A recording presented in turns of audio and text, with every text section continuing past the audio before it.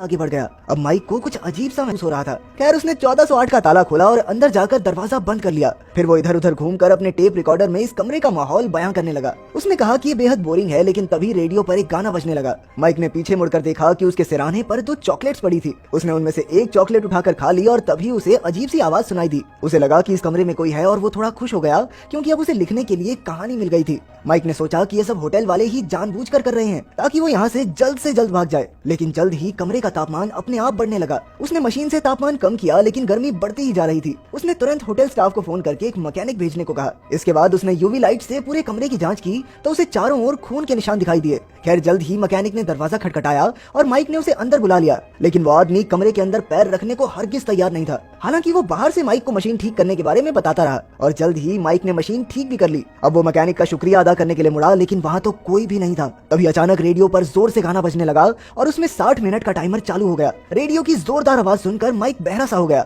Mic ने खिड़की से बाहर देखा तो उसे ट्रैफिक की आवाज भी सुनाई नहीं दे रही थी। तभी अचानक खिड़की अपने आप जोर से बंद हो गई, जिससे माइक का हाथ बुरी तरह जख्मी हो गया। वो चिल्लाते हुए बाथरूम तक पहुंचा, लेकिन वहाँ नल से उबलता हुआ पानी निकला, जिससे उसका पहले से जख्मी हाथ जल भी गया। खैर माइक ने जैसे तैसे पट्टी की और उधर रेडियो पर गाना बजने लगा। अरे अभी तो पार्टी शुरू हुई है। गुस्से में आकर माइक ने रेडियो की तार तोड़ डाली, लेकिन टाइमर अब भी चालू था। अब उसे एहसास हो गया था कि वो खतरे में है, इसीलिए उसने अपना सारा सामान बांधा और कमरे से बाहर जाने की कोशिश की, लेकिन बदकिस्मती से चाबी बीच में ही टूट गई और दरवाजे का हैंडल भी टूट गया। माइक काफी घबरा गया और उसने दरवाजा तोड़ने की कोशिश की, लेकिन कोई फायदा नहीं हुआ। अब वो भागकर खिड़की पर गया और मदद के लिए चिल्लाने लगा। तभी उसे सामने वाली बिल्डिंग में एक आदमी दिखाई दिया। माइक चिल्लाकर उसे बुलाने लगा, लेकिन जल्द ही उसे एहसास हुआ कि ये कोई और आदमी नहीं बल्कि उसकी खुद की परछाई थी। तभी उसने देखा कि इस परछाई के पीछे एक डरावनी चुड़ैल आई और उसकी पीठ में चाकू घोंप दिया। जब माइक असलियत में पीछे मुड़ा तो ये चुड़ैल अचानक उसके सामने आ गई। वो डरकर जमीन पर गिर गया और उसने अपनी आंखें बंद कर ली, क्योंकि मौत उसके सामने खड़ी थी। लेकिन जब उसकी आंख खुली तो वहाँ कोई भी नहीं था। अब उसे यकीन हो गया कि उसे अजीबोगरीब चीजें दिखाई दे रही हैं।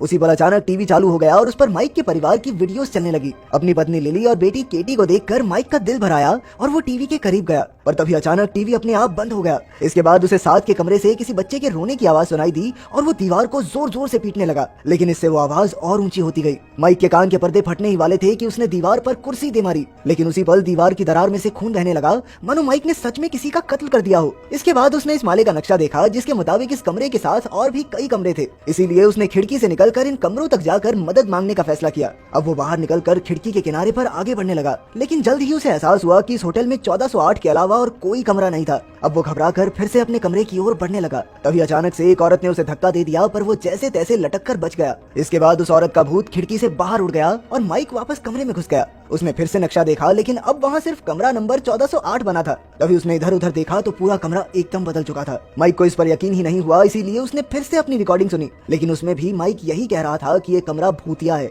फिर उसने अपना बैग खोला तो उसे एक लैपटॉप मिला। उसने इंटरनेट चलाकर तुरंत अपनी पत्नी को वीडियो कॉल की और उसे बताया कि वो इस भूतिया जगह पर फंस गया है। उसने लिली से डॉल्फिन होटल के कमरा नंबर 1408 में तुरंत पुलिस भेजने को कहा, लेकिन उसी पल कमरे में लगा आग बुझाने वाला पानी का फव्वारा ऑन हो गया और इस तरह पानी लगने से उसके लैपटॉप में कुछ खराबी आ गई। थोड़ी देर बाद जब फव्वारा बंद हुआ तो कमरे में बर्फ जमने लगी। इतनी ठंड से बचने के लिए उसने कुछ चीजें जलाकर गर्माहट लेने की कोशिश की, लेकिन जल्द ही बर्फ में जमने से उसकी मौत होने वाली थी। पर अचानक उसके लैपटॉप पर एक कॉल आई। ये लिली थी और उसने माइक से कहा कि पुलिस उस कमरे तक पहुंच गई है, लेकिन वो कमरा तो एकदम खाली है। तभी लैपटॉप में कोई गड़बड़ी हुई और माइक का कोई बहरूपिया लिली से बात करने लगा। उसने लिली से इस कमरे के अंदर आने को कहा, लेकिन असली माइक चिल्लाकर उसे रोकने लगा, पर उसकी आवाज लिली तक पहुंची ही नहीं। उसी पल अचानक कमरा जगह जगह से टूटने लगा और चारों ओर मलबा इकट्ठा हो गया। तभी एक समुद्र की तस्वीर नीचे गिरी और पूरे कमरे में पानी भर गया। अब माइक इसमें डूबकर मरने ही वाला था कि उसे एक रोशनी दिखाई दी और वो तैरकर ऊपर आ गया। बाहर आकर उसने देखा कि वो तो पहले वाले बीच पर ही था। तभी आसमान से दोबारा वही प्लेन गुजरा और माइक ने देखा कि उसके बैनर पर 1408 लिखा था।